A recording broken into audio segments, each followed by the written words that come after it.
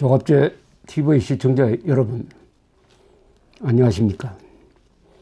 지난 8월 말에 김정은과 트럼프 사이에 이 말의 전쟁이 오고 가고 있을 때 8월 26일 날 북한 김정은이가 성군절을 맞이해 가지고 북한군 특수부대의 백령도 및 대연평도 점령 가상훈련을 현지 지도했다는 보도가 나왔습니다. 김정은이는 총대로 적들을 무자비하게 썰어버리고 서울을 단숨에 타고 앉으며 남반부를 평정할 생각을 해야 한다. 이렇게 이야기를 했습니다. 이 말을 해석을 하면은 대충 이런 그림이 그려집니다. 백령도, 대연평도 중 하나를 기습 점령한다. 기습 점령한 다음에 핵카드를 꺼낸다. 반격하면 핵 쓴다. 그렇게 하면은 남한을 굴복시킬 수 있다. 그리고 종북 세력이 들고 일어날 것이다. 전쟁하지 말라고.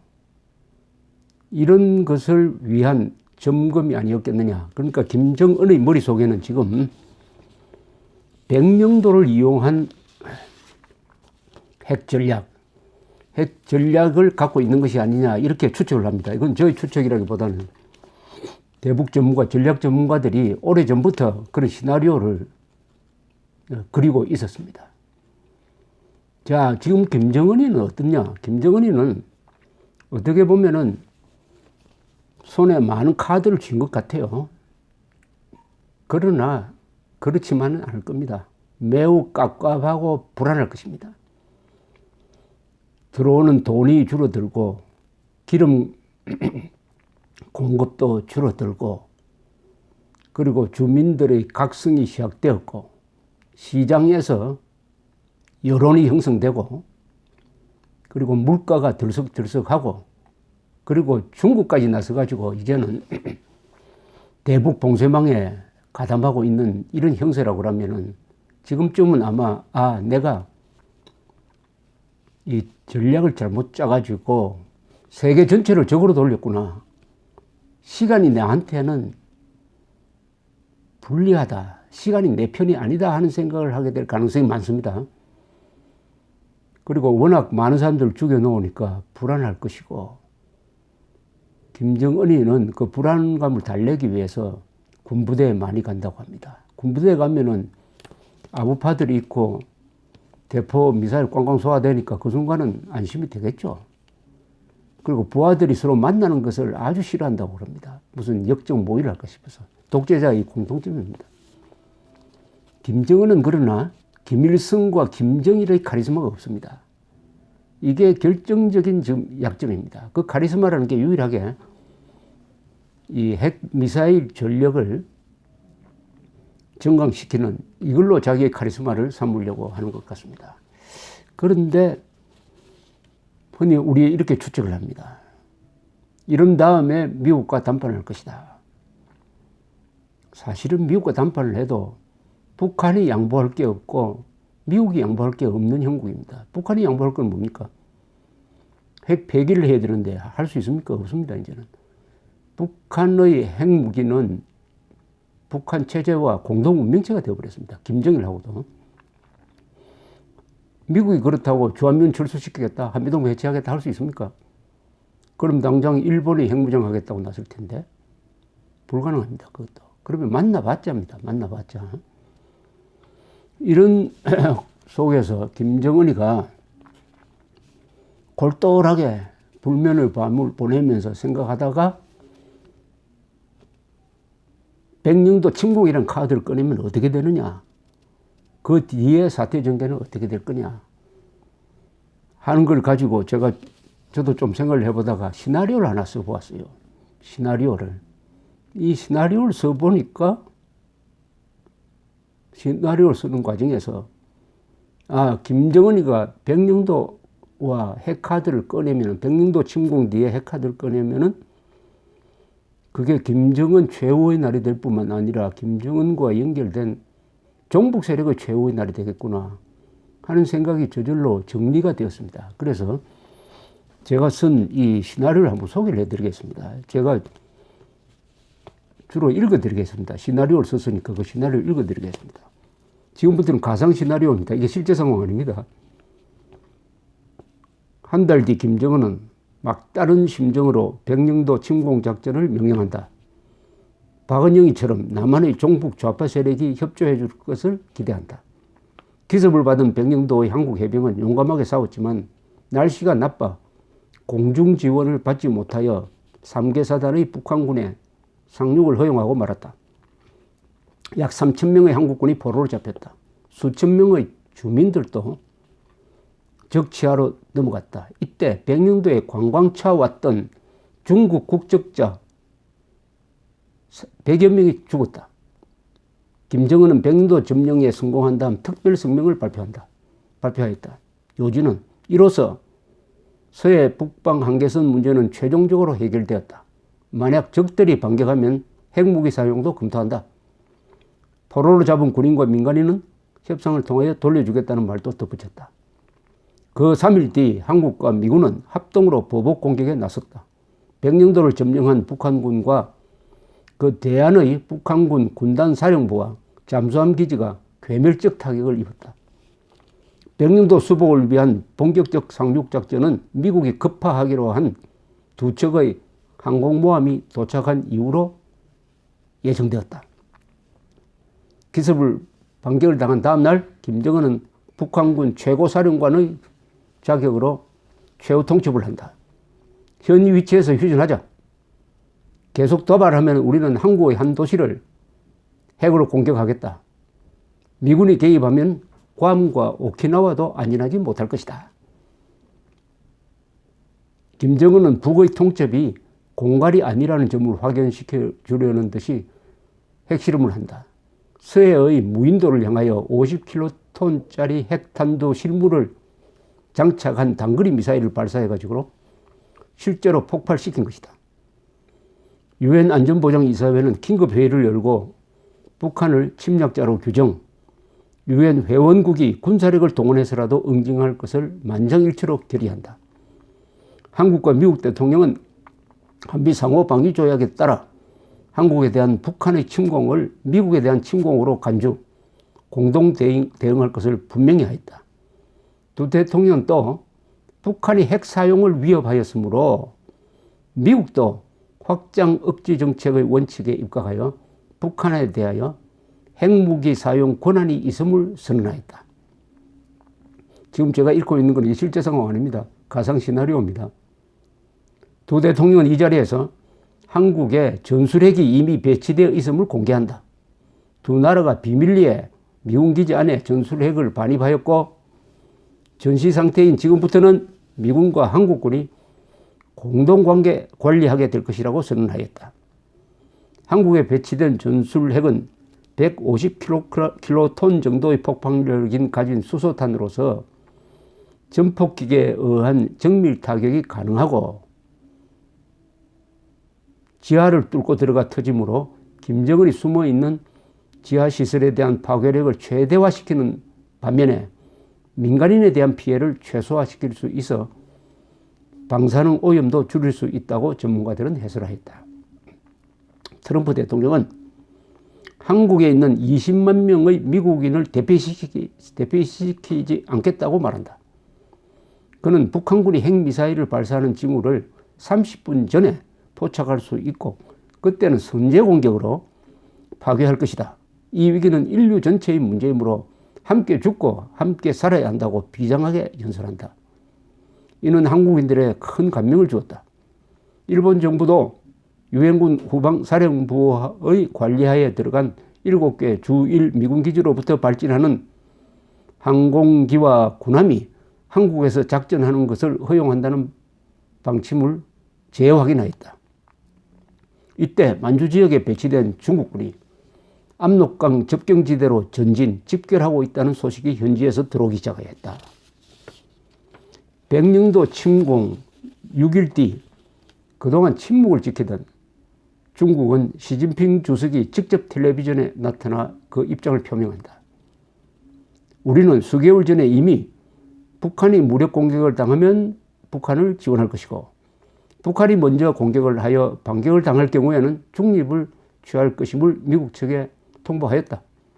이 원칙에 입각하여 우리는 한반도 사태에 무력 개입하지 않을 것이다. 다만 북한 당국이 핵무기로 사용하겠다는 선언을 취소하고 백령도에서 철수하지 않을 경우에 중국 국민보호 차원에서 조선민주주의 인민공화국에 대하여 무력을 사용할 권한이 있음을 선언한다. 한국에는 약 100만 명의 중국 국적자가 머무고 있음을 북한 당국은 명심해야 할 것이다. 한국인들은 의외로 차분하게 반응하였다. 국제사회가 신속하게 대응하고 한미군이 백령도 수복 작전을 시작한 데다가 비상계엄령이 전국에 선포되었기 때문이었다.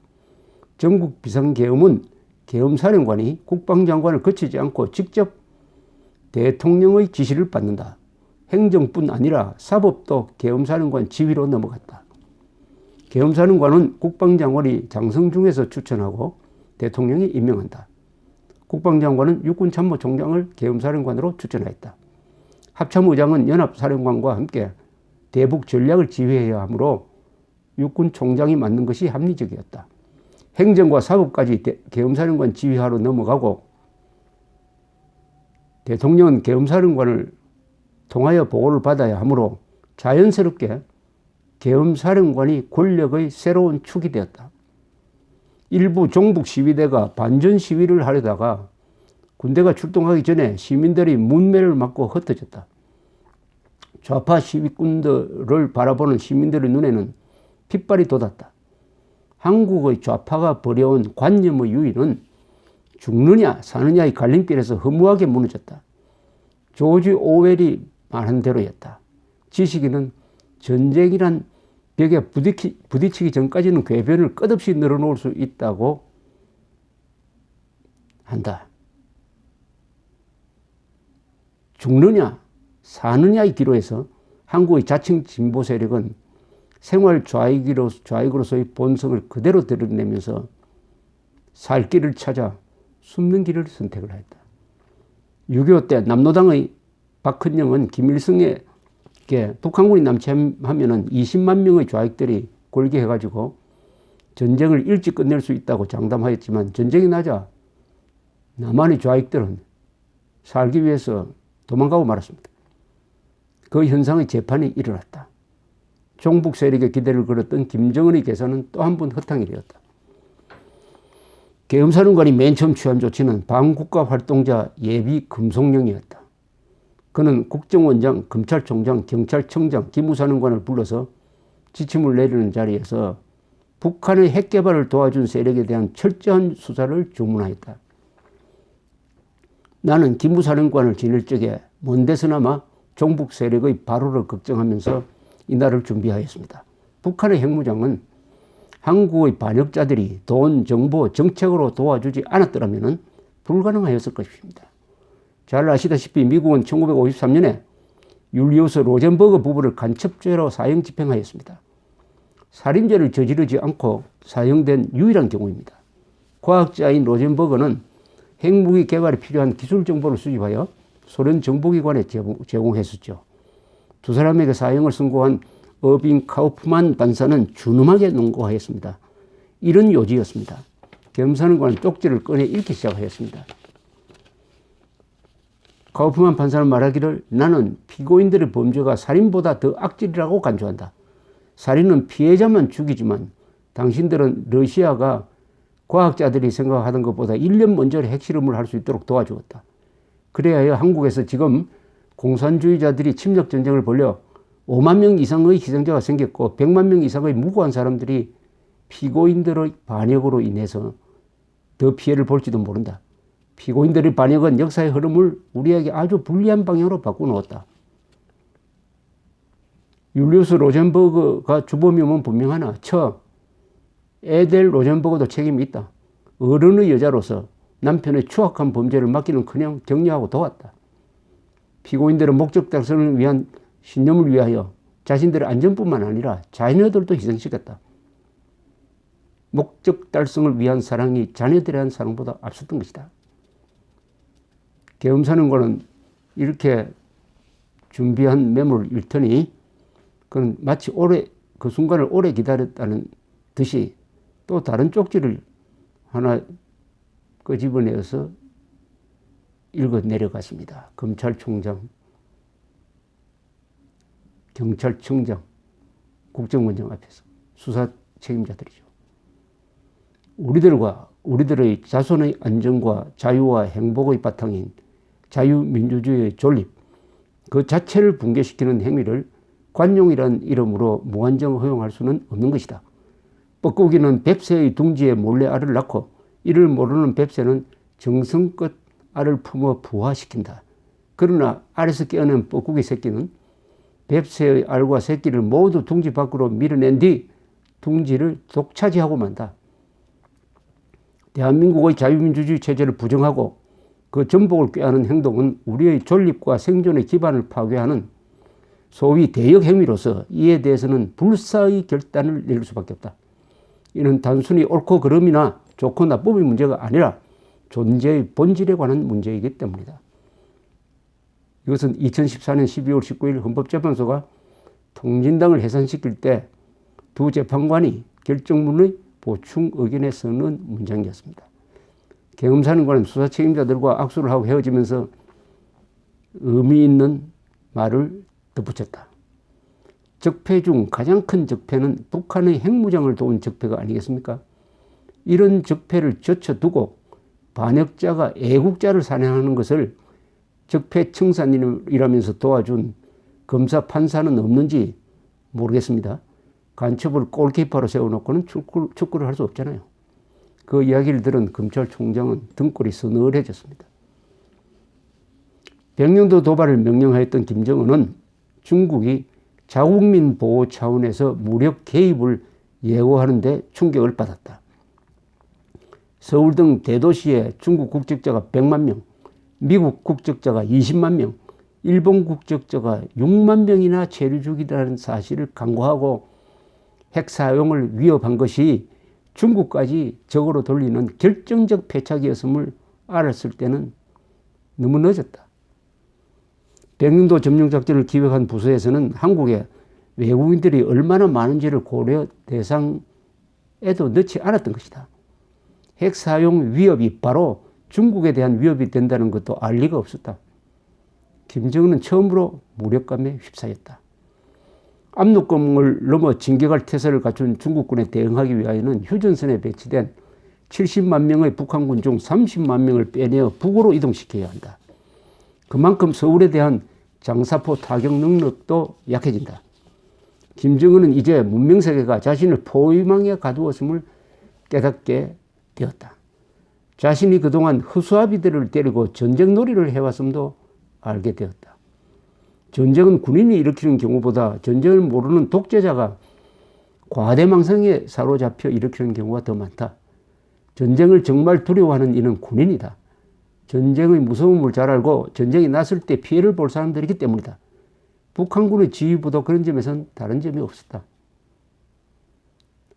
중국군이 압록강 도하 준비를 마친 날 저녁, 북한 중앙방송은 북한 노동당 정치국 상무위원회의 이름으로 중대 보도를 내놓았다. 아나운서는 군복을 입은 남자였다. 발표 요지는 이러하였다. 조선노동당 정치국 상무위원회는 긴급회의를 열고 조국을 위기에 빠뜨린 작금의 사태의 책임을 물어 김정은을 모든 직책에서 해임하기로 결의하였다.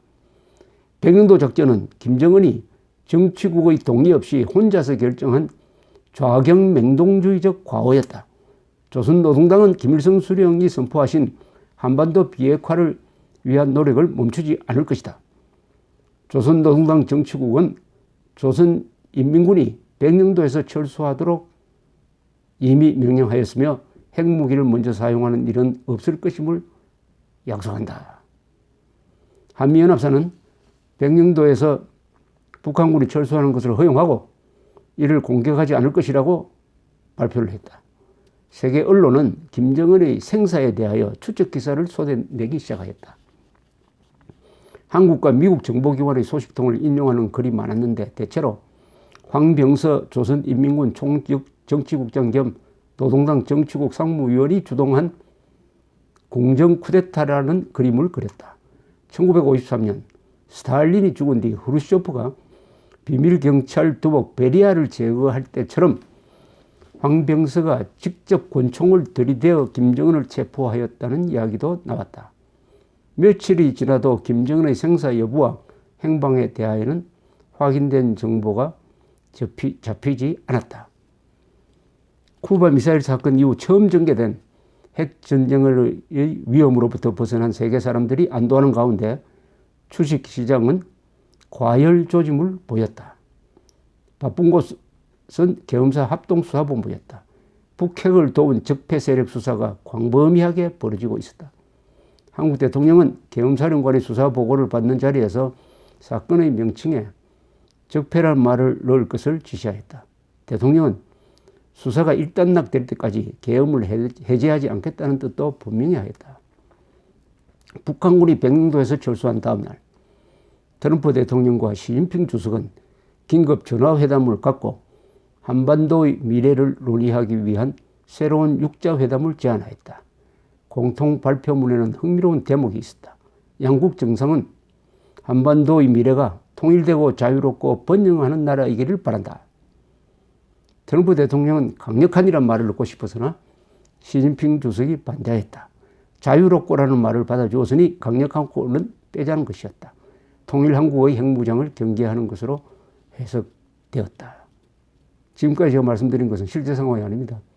제가 선 김정은이가 백령도 점령과 핵카드를 꺼냈을 때 그 뒤 일어날 상황을 정리한 것입니다. 정리해보니까 김정은이가 백령도를 점령하고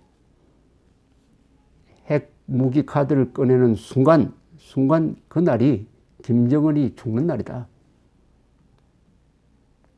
그 전략을 성공할 수 없다는 것을 알게 되었습니다. 이 선언 과정에서 또 그날이 동시에 남한의 종북 세력이 끝난 날이다.